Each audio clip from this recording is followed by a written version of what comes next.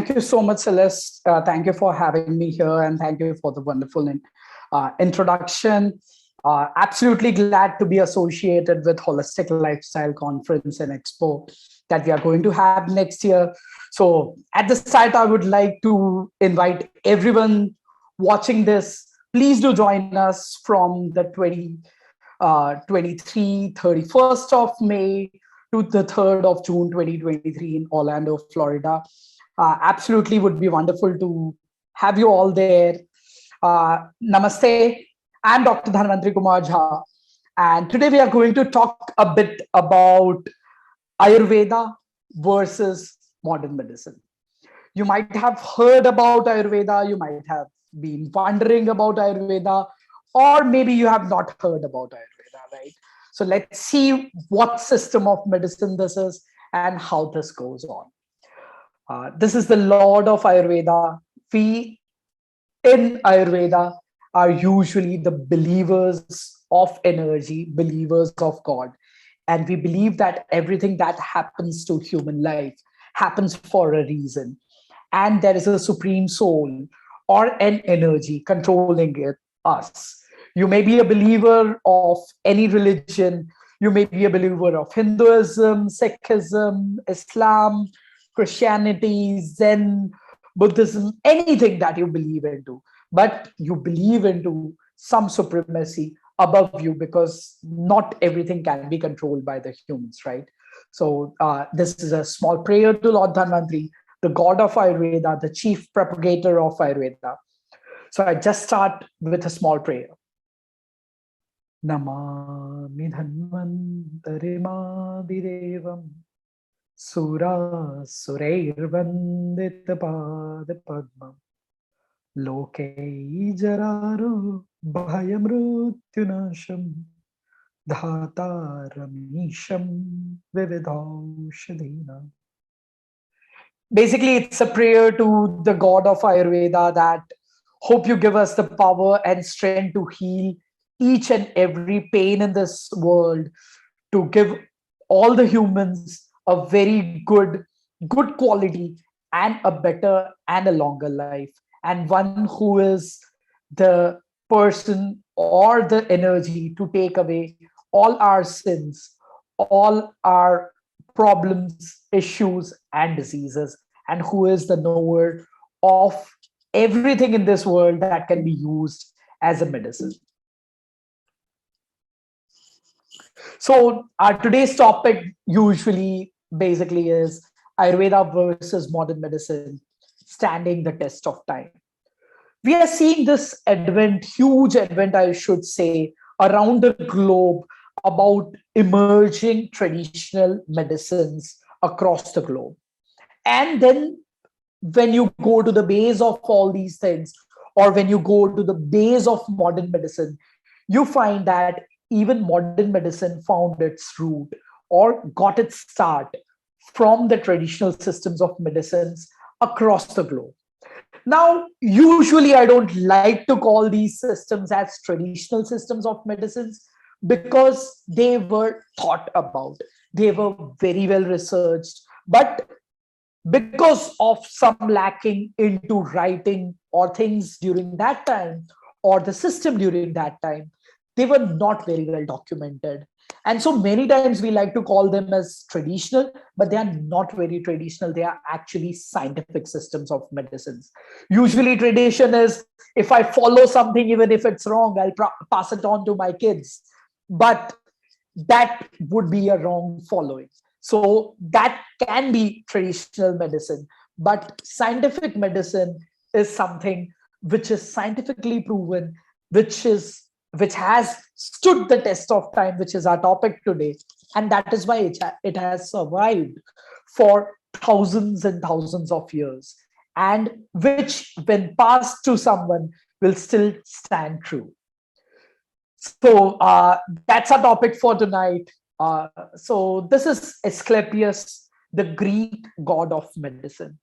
This is where the origin of modern medicine happens. Modern medicine took many of its factors, many of its base you would like to call it as modern medicine, you would like to call it as contemporary medicine, you would like to call the general medicine that we practice, or the most usual medicine that we practice in today's world, right? But if you go to the base, if you go to Hippocrates, if you see the base, it started from the traditional systems of medicine, probably a scientific system of medicine from the Greek medicine. And the base of that started from the belief of God. And that was Asclepius, who was praised and prayed as the Greek god of medicine. And you can see one staff in his hand with a snake twirled around, which is also the symbol of the medical fraternity, which even the modern medicine takes into account. Now, let's see a bit about the history of modern contemporary medicine, right? Now, the modern era began with Edward Jenner's basic discovery about the smallpox vaccine, right? At the end of the 18th century, which was inspired by the method of inoculation, which was earlier practiced in Asia, much before the advent of vaccines or all such preventive methods. Then came Robert Koch, who discovered the transmission of disease by bacteria. So now we are moving into an era where we are going to talk about external things affecting your life, or external factors like viruses, bacteria affecting your life. And that was around 1900s when a probable solution to these things was found. And that was the advent or the discovery of antibiotics. Now, along with the development of science and technology, developed the medicine, and it became more reliant upon medications. So, at present, whatever research you see into the field of medicine, or modern medicine, or contemporary medicine, you would see that these are based on a particular herb. For instance, an acetaminophen or a paracetamol that we usually call it, it's more or less about that drug and not about the disease. And that is where the modern research lacks. It's not focusing mainly on the human body or the disease, but it's more focused on a particular medicine or a synthetic substance which is going to go into the body and correct something. But until and unless you understand the disease, unless you understand the whole mechanism of the human life, which is where a lot of research still needs to be done, even after so much of advancement with modern medicine, where the modern research is lacking in.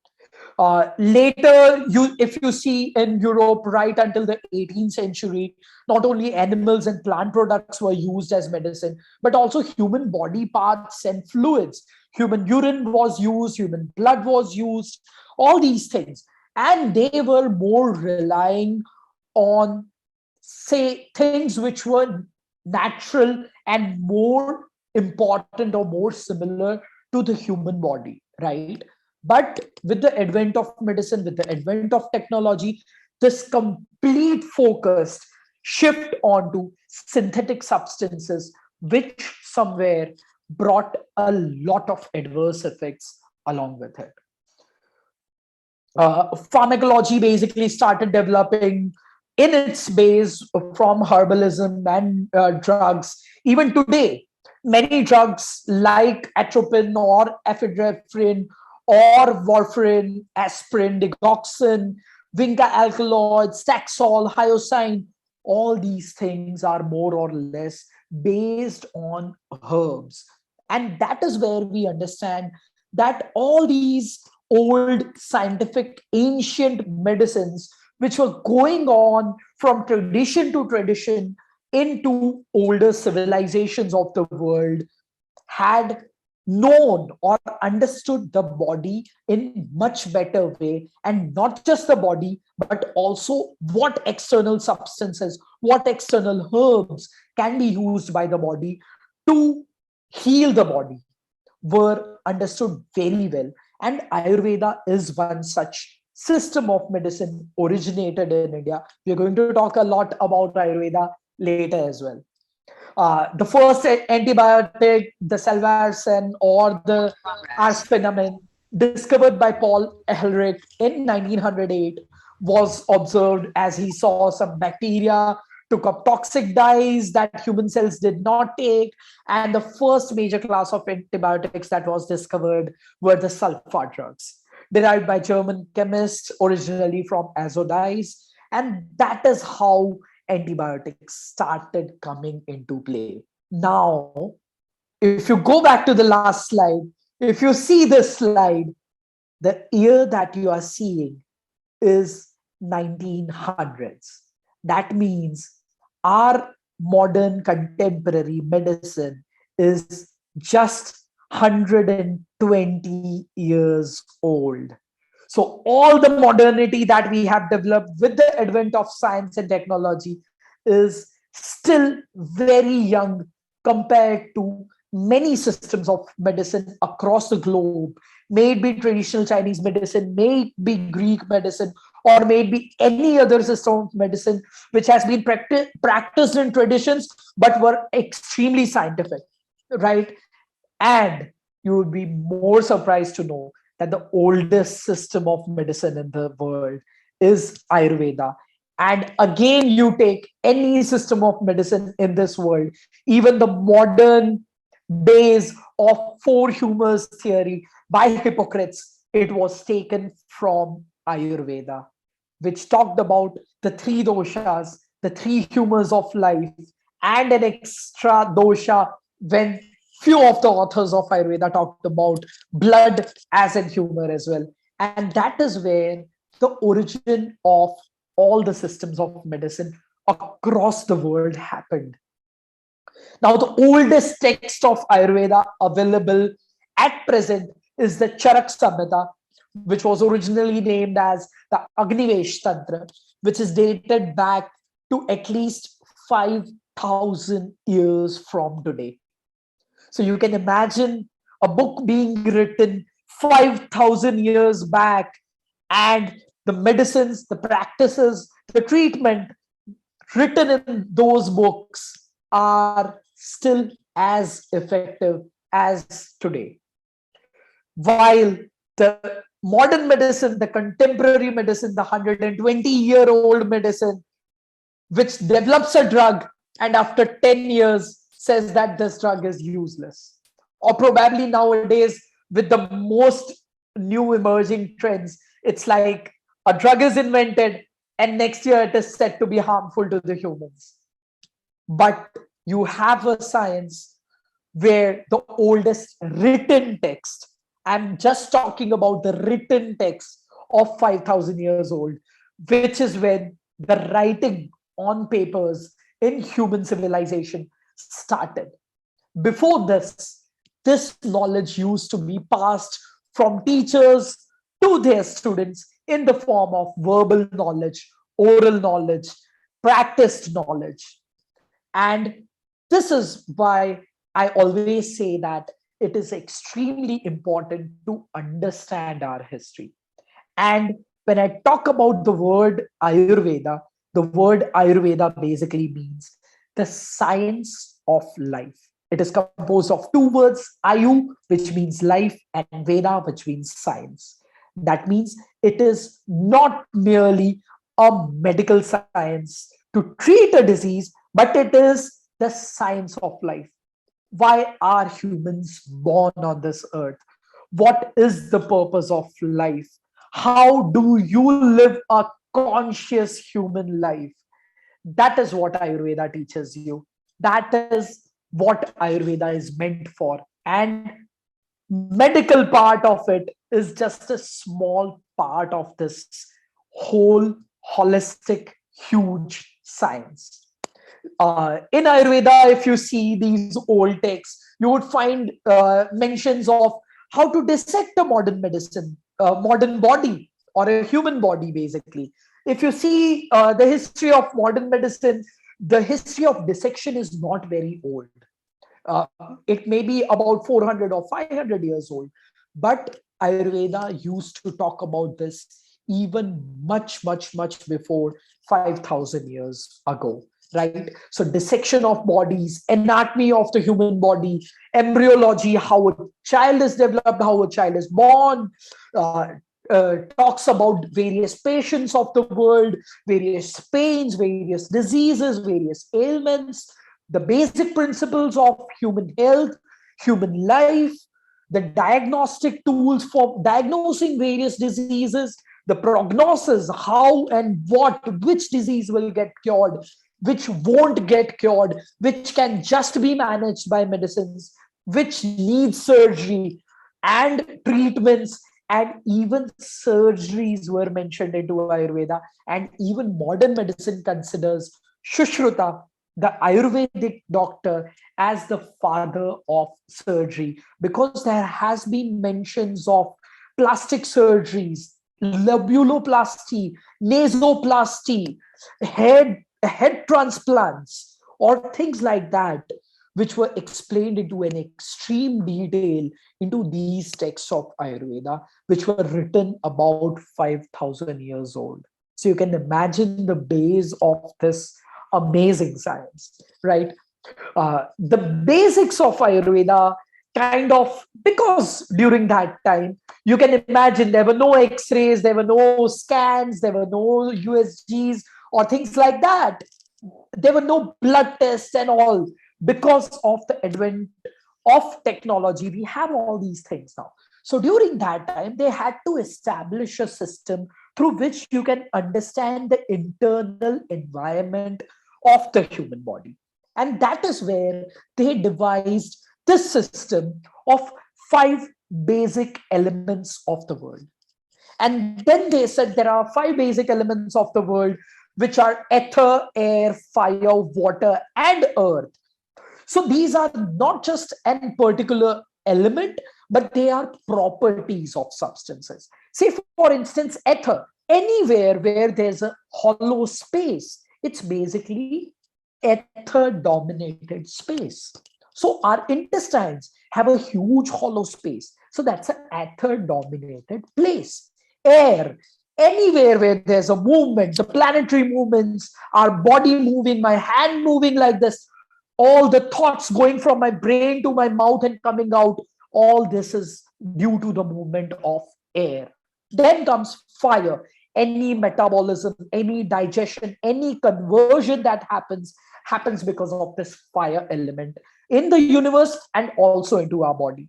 Then the water, anything which is liquid, it just doesn't wish to say water, it means the property of liquidity. Our body is made up of water, but can we say it's just water, plain water?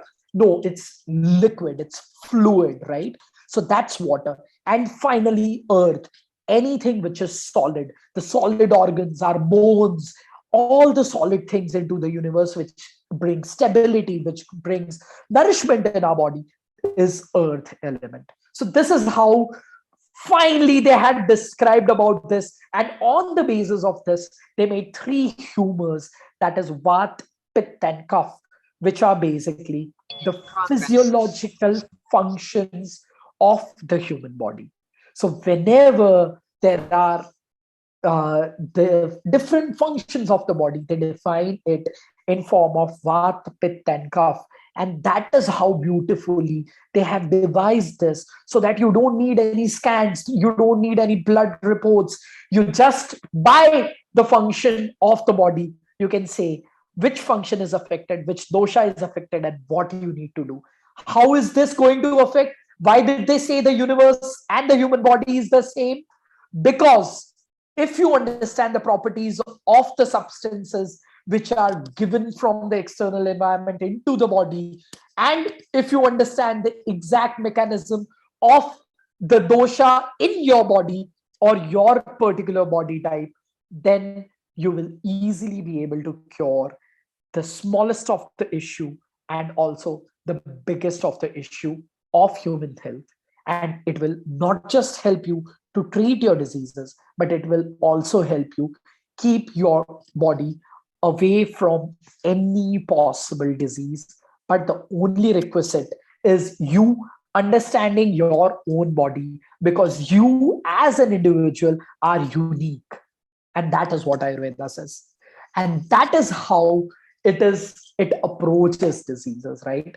Ayurveda believes in prevention first, and only if cure is needed, we give cure. So basically, it's a system of conscious living. We talk about how you have to understand your responsibility as a human being and live your life, how you have to understand your own body, your own soul, and depending on that, you devise your own diet and lifestyle. I cannot live the same way as you, or you cannot live the same way as me, because we are different. Even if we do all correct things, but because we are different, the effect of exercise on both of us can be extremely different, right? So that is what Ayurveda says: an individual approach and holistic approach. Modern medicine basically works more on the treatment approach, treating the diseases, but not so on the prevention. You would say we have vaccines, but those vaccines are against substances which are external things, viruses, bacteria, right? But what happens in conditions of, say, lifestyle disorders, the diabetes, the hypertension, the cancers? Why did this happen? Is it because of a virus or a bacteria? No, there's nothing coming out. So, do we have any preventive measures for that in modern medicine? No, it's just the improvement of diet and lifestyle, which Ayurveda develops and Ayurveda describes, which you should take care for a healthy living. So basically, that is what I explained about non-communicable diseases and metabolic disorders. Modern medicine approaches disease management to reduce the suffering and symptoms first.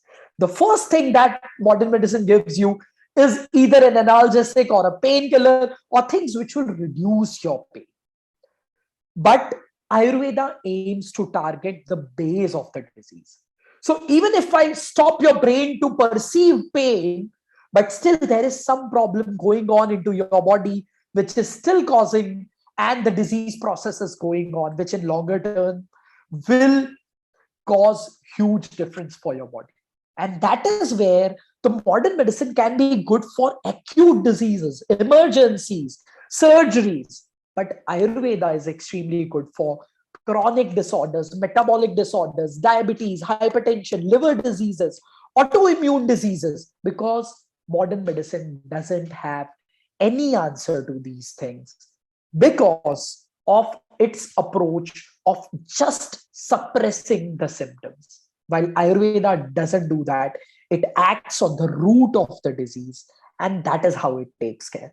And moreover, most of the diseases that we see at present, most of the diseases Amir was talking about, the all the mortality causing diseases in the US, most of these are lifestyle disorders which are not very well managed with modern medicine, but are very, very, very well managed with Ayurveda. And these days, a lot of researches on, you name these chronic disorders, are going on in Ayurveda. Moreover, the substances that we use in modern medicine are synthetic or nature like, but not natural substances. While in Ayurveda, we use natural substances, many times certain minerals as well, but in natural forms. And that is why that natural substances as medicine versus similar to natural substances or synthetic substances like body or medicines or herbs comes into play with Ayurveda versus modern medicine. Naturally, whatever is around us into our nature is certainly suitable to us. While whenever you use an approach of individualizing certain things and using it, it is going to cause a lot of harmful effects to your body, because nature has curated and created everything with utmost care, right? Everything in this universe is a medicine. But if you just remove something out of a particular whole drug, you are going to create problems. So that is what Ayurveda believes in, and that is what really the word holistic medicine means. So usually these were the things, these were the points with Ayurveda and modern medicine. The few peculiar points about Ayurveda is your constitution and your inner balance. Ayurveda talks about a concept known as Prakriti. And as I said, each and every one of us is different. We have a different constitution. So the first thing is understand your own constitution, and no one else except you yourself can understand your constitution. And that is how Ayurveda approaches diseases and health. You see, even two twins, so a pair of twins, basically twins born together, don't have the same mindset, don't have the same body, may not have the same disease in the older life, right? That is because there is a peculiar constitution given to you during the time of your birth, along with various other factors. And that is where Ayurveda talks about the peculiarity. The second thing is balance. Ayurveda always says samadosha samagnischa samadhatu malakriya prasannatmendriyavana swastitya bhidiyate. That means the definition of health is nothing but balance. Balance between your mind, body, soul, balance between the tissues of your body, balance between everything, balance between all the three doshas that I talked about, and all, right? So balance is the key. Extremes are always dangerous. Then seasonal regimens. I'm extremely glad Amir had talked about the biological clocks, the circadian rhythm. There are two basic terms into Ayurveda: dinacharya and ritucharya. Dinacharya basically means the daily regimen. Ayurveda describes how you should live your day-to-day life. So that is what Amir was trying to explain. He was trying to give you a lifestyle, how you should live. So that is what Ayurveda gives you as well, how you should behave as a human. That is what Ayurveda tells you. And then a very wonderful thing is the seasonal regimen. Do we feel the same during all the seasons of the year? We are different at different phases of the year. And that is where Ayurveda tells you what season brings what changes, and during that time, what are the things that you should follow. Now, as I have already told, all the lifestyle induced chronic disorders, all these diseases that you see on the screen, none of them are curable by modern medicine, or even not well managed by modern medicine.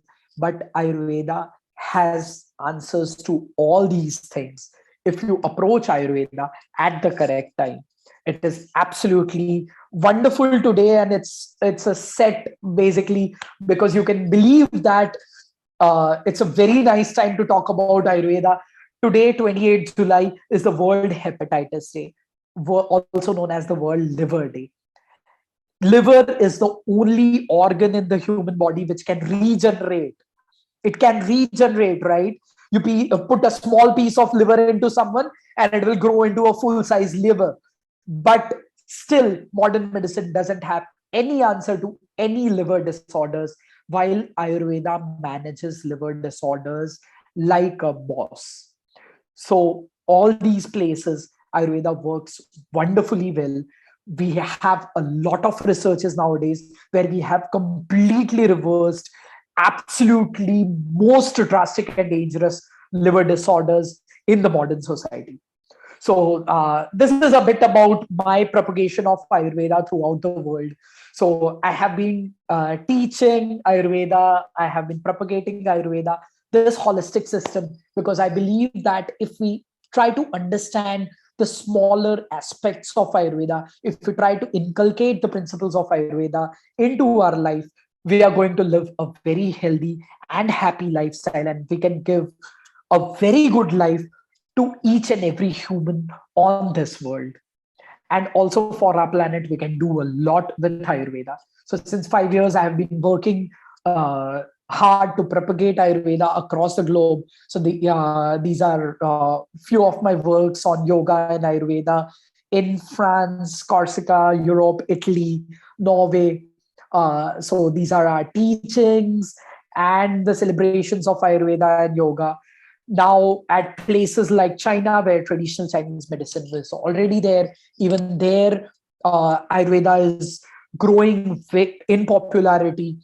And there also, we are seeing a lot of people coming to it. Once you understand it, once you get into it, it will it makes a lot of sense, and that is why we are getting more and more popular across the globe with Ayurveda.